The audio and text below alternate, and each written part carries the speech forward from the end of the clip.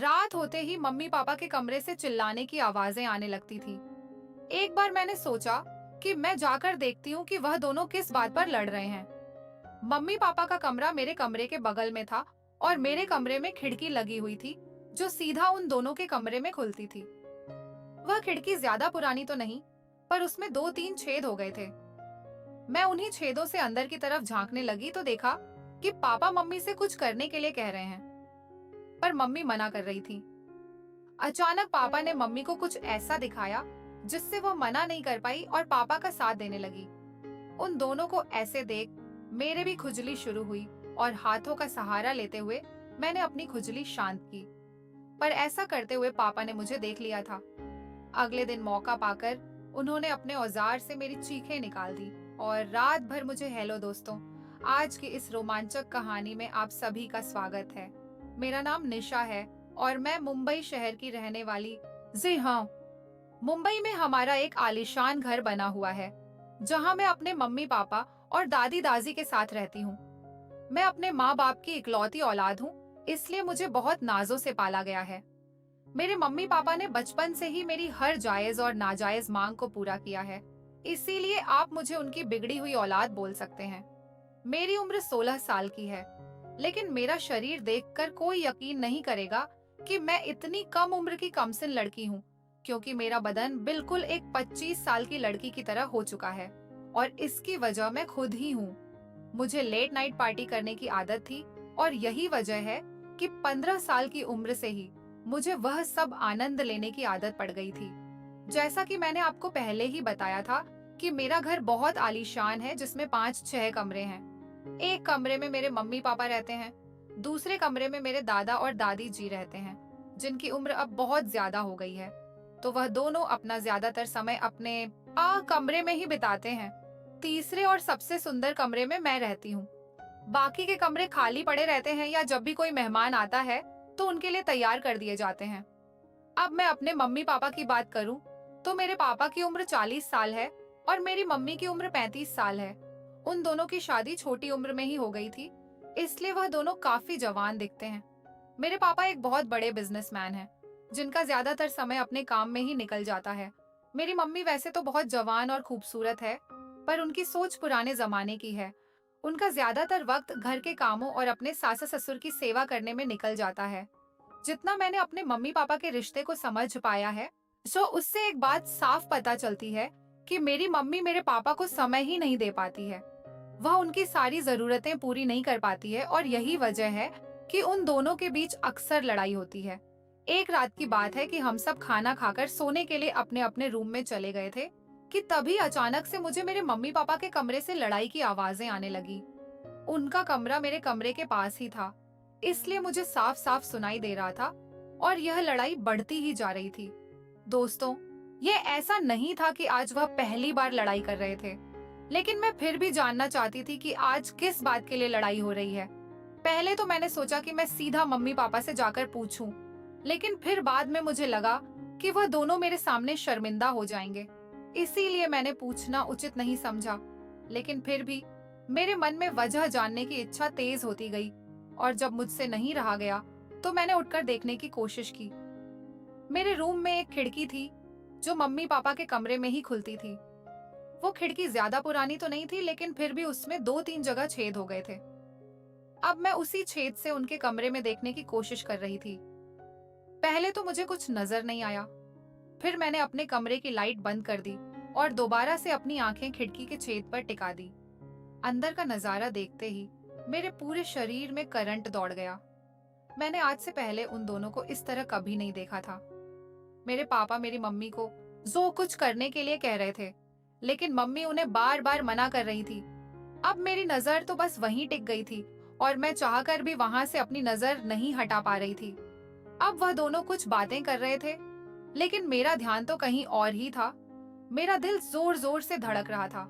थोड़ी देर बाद पापा ने मम्मी को एक चीज दिखाई, जिसे देखकर पहले तो मम्मी गुस्सा हुई और फिर शर्म से अपनी नजरें झुका लीं। अब उन्हें भी कुछ महसूस होने लगा था और फिर उन्होंने इशारे से पापा को अपने पास बुलाया। फिर मेरे पापा और मम्मी कुछ वक्त वैसे ही रहे जैसे एक पति पत्नी रहते हैं। लगभग 1 से 2 घंटे के बाद मम्मी ने अपने आप को ठीक किया और लाइट बंद करके सोने के लिए लेट गई। अब उनके कमरे में बिल्कुल अंधेरा होने की वजह से मुझे कुछ नहीं दिख रहा था, तो मैं भी अपने बिस्तर पर जाकर लेट गई।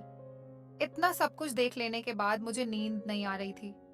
मेरी आंखों के सामने वही सब चल रहा था जो कुछ देर पहले मैंने देखा था। तब मैं सोच रही थी कि काश मेरे पास भी कोई ऐसा होता जो मुझे भी इसी तरह अपने प्यार में डुबा देता। यही सब सोचते सचते मेरे भी खुजली होने लगी। फिर मैंने पहली बार अपने हाथों का सहारा लिया, क्योंकि इस समय खुजली मिटाने वाला कोई मिलता भी नहीं।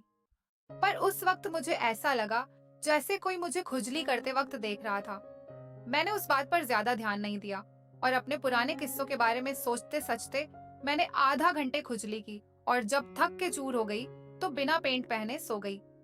अगली सुबह मम्मी ने आवाज लगाई, निशा बेटा उठो, सुबह के 7 बज चुके हैं, आज कॉलेज नहीं जाना है क्या? उनकी आवाज सुनकर अचानक से मेरी आंख खुली और मैं सीधा उठकर वॉशरूम चली गई। तो फिर से मेरी आंखों के सामने वही नजारा आने लगा। वह सब सोचते ही खुजली शुरू हो जाती। इस बार मैंने हैंड शावर की मदद से खुजली शांत की और फिर मुझे अच्छा महसूस हुआ।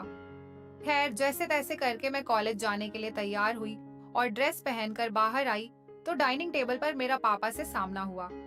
मैं रोज सुबह पापा को गुड मॉर्निंग विश करती थी, तो उस दिन भी मैंने पापा को उसी तरह विश किया और उनकी बगल वाली कुर्सी पर बैठकर नाश्ता करने लगी। थोड़ी देर में मेरे कॉलेज की बस आने वाली थी, इसलिए मैंने जल्दी से नाश्ता किया और बाहर आकर खड़ी हो गई। पर आज मेरा पापा को छोड़ के जाने का मन नहीं कर रहा था। कुछ सोच के मैं घर के अंदर आई और बहाना बनाया कि मेरे कॉलेज की बस निकल चुकी है। जब भी मेरी बस छूट जाती थी तो पापा ही मुझे स्कूल छोड़ने जाया करते थे।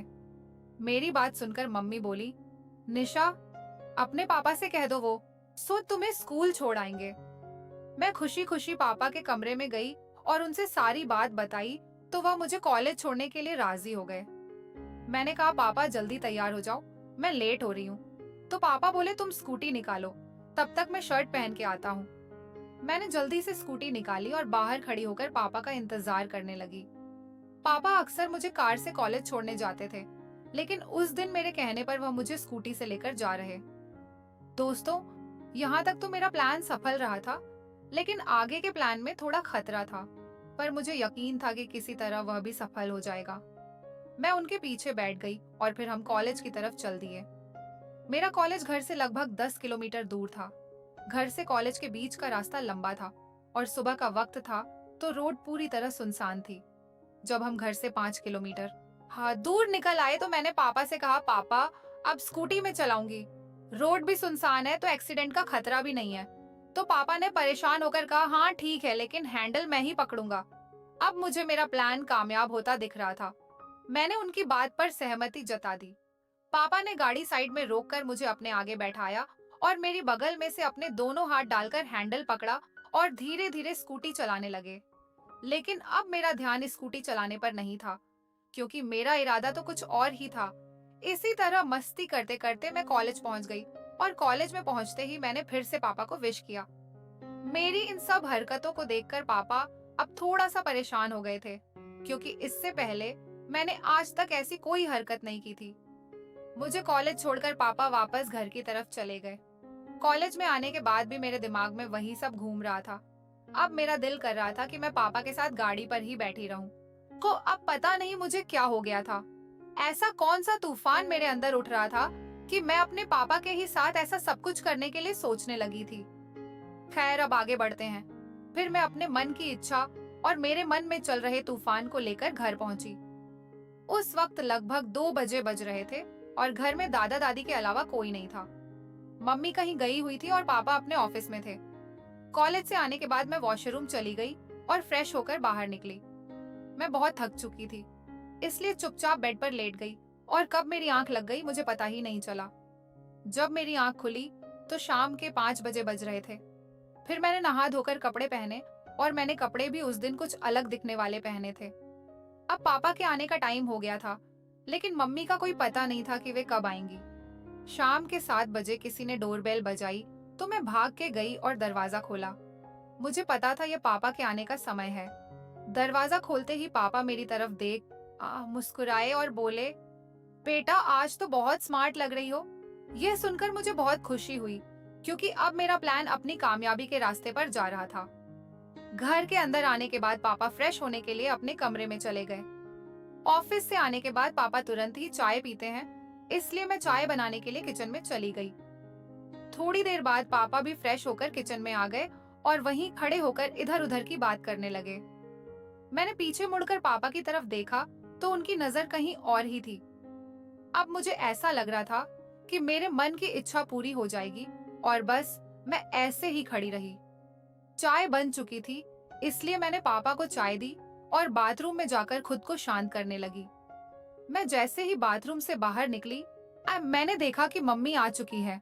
उनको इस वक्त घर में देखकर मुझे बहुत गुस्सा आया, क्योंकि मेरी इच्छा पूरी ही होने वाली थी। पर अब उनके आने के बाद ऐसा कुछ नहीं हो पाएगा। मुझे पापा से अपने मन की इच्छा जाहिर करनी थी, जो मैं मम्मी के सामने बिल्कुल नहीं कर पाऊंगी। पापा भी मम्मी के आने के बाद थोड़ा दुखी हो गए थे, क्योंकि ना तो वही कुछ करते थी और ना ही उन्हें कुछ करने देती थी। मम्मी ने खाना बनाया और हम सब ने साथ बैठकर खाना खाया। खाना खाने के बाद पापा मुझसे बोले, निशा चलो थोड़ा बाहर घूम कर आते हैं। पापा मुझे ले घर के बाहर आ गए। फिर बाहर आकर उनका मूड चेंज हुआ और मुझसे बोले, चलो बेटा आज कोई पिक्चर देख कर आते हैं। कई दिनों से हम बाप बेटी को अकेले में समय नहीं मिल पाया है। तब मुझे पापा पर इतना प्यार आया कि पापा मेरे साथ अकेला रहने की कितनी कोशिश कर रहे हैं। खैर, तो फिर हम स्कूटी पर सवार होकर एक सिनेमा हॉल में पहुंच गए और रास्ते में ही मम्मी को फोन कर दिया कि हम दोनों पिक्चर देखने जा रहे हैं। सिनेमा हॉल में कोई पुरानी मूवी लगी होने की वजह से ज्यादा भीड़ नहीं थी। पूरे हॉल में लगभग 50 से 60 लोग ही मौजूद थे। अब मुझे पापा की समझदारी देख बहुत खुशी हुई। वह चाहते तो कोई नई मूवी देखने भी जा सकते थे, पर वहां बहुत भीड़ होती और हम दोनों को अच्छा वक्त नहीं मिल पाता। पापा ने सबसे महंगे टिकट लिए और फिर हम लोग बालकनी में जाकर बैठ गए। उस समय सब मेरे हिसाब से ही हो रहा था। बालकनी में हमारे अलावा एक पति पत्नी का जोड़ा बैठा हुआ था और वह भी आगे की सीटों पर बैठा हुआ था। अब तो हम दोनों को और भी ज्यादा आराम हो गई। थोड़ी देर बाद पिक्चर शुरू हुई, पर सच कहूं तो मेरा ध्यान मूवी पर था ही नहीं, मेरा पूरा ध्यान पापा की तरफ था और वह भी तिरछी निगाहों से मेरी तरफ देख रहे थे। अब बस इतनी देर थी कि शुरुआत कौन करे। मैं तो पापा का साथ कि पाने के लिए वैसे ही मरी जा रही थी, और फिर उसी वक्त मुझे ऐसा लगा जैसे मेरे पैर पर किसी जानवर ने काट लिया हो। मैं तुरंत ही उठ खड़ी हुई। पापा ने घबराते हुए पूछा, बेटा क्या हुआ? तो मैंने उन्हें बताया कि मुझे ऐसा लगा जैसे मेरे पैर पर किसी कीड़े ने काट लिया है। पापा बोले, अच्छा कोई बात नहीं, अगर अब की बार कोई कीड़ा काटे तो तुम मेरी सीट पर आ जाना, मैं तुम्हारी वाली सीट पर चला जाऊंगा। उनकी बात सुनकर मैं बैठ गई। फिर 4-5 मिनट बाद मैं फिर से उछलती हुई खड़ी हो गई, लेकिन इस बार मुझे किसी ने काटा नहीं था, बल्कि मैं जानबूझकर खड़ी हुई थी। मुझे इस तरह देखकर पापा हंसते हुए बोले, निशा तुम मेरी सीट पर आ जाओ। मैंने कहा, नहीं पापा, जिस तरह वह कीड़ा मुझे काट रहा है उसी तरह आपको भी काट लेगा। तो पापा बोले कि अच्छा तो तुम एक काम करो, तुम भी मेरी ही सीट पर आ जाओ। इस सब के लिए तो मैं पहले से ही तैयार थी, और पापा के इतना बोलते ही मैं उनके बगल में बैठ गई और पर्दे की तरफ देखने लगी। मैं उनके बगल में बैठी हुई बिल्कुल छोटी सी परी की तरह लग रही थी, और वैसे भी मेरी उम्र भी ज्यादा नहीं थी।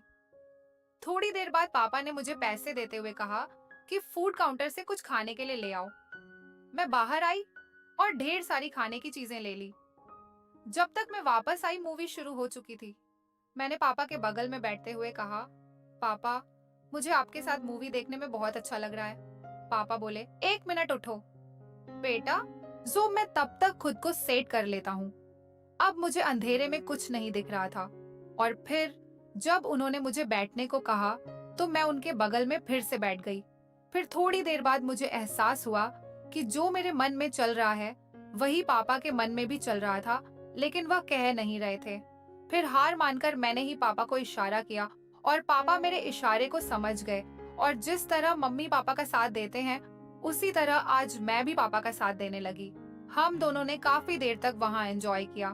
अब हम दोनों बिल्कुल शांत थे और बहुत थक गए थे। फिर 2 घंटे के बाद पिक्चर खत्म हुई और लाइट जलते ही मैंने खुद को ठीक कर लिया। सबके आने के बाद हम दोनों भी हॉल से बाहर निकल आए। बाहर आते ही पापा ने मुझसे पूछा, मूवी कैसी लगी बेटा? दिन मैंने हंसते हुए जवाब दिया, ऐसी मूवी मैंने आज तक नहीं देखी पापा, लेकिन पापा मुझे चलने में बहुत तकलीफ हो रही है। उसके बाद मुस्कुराते हुए पापा ने मुझे अपनी गोद में उठाया और पार्किंग तक ले गए, क्योंकि हमारी गाड़ी वहीं थी। और फिर मैं मुस्कुराती हुई गाड़ी पर बैठ गई। फिर हम घर की तरफ चल पड़े। उस दिन के बाद से अब मेरे पापा मेरा बहुत ख्याल रखते हैं और मैं भी अपने पापा का बहुत ख्याल रखती हूँ। कमेंट करके जरूर बताइएगा कि आपको ये कहानी कैसी लगी। आगे ही ऐसी रोमांचक कहानियों के लिए मेरे चैनल को सब्सक्राइब कर लें और बेल आइकन दबाना ना भूलें।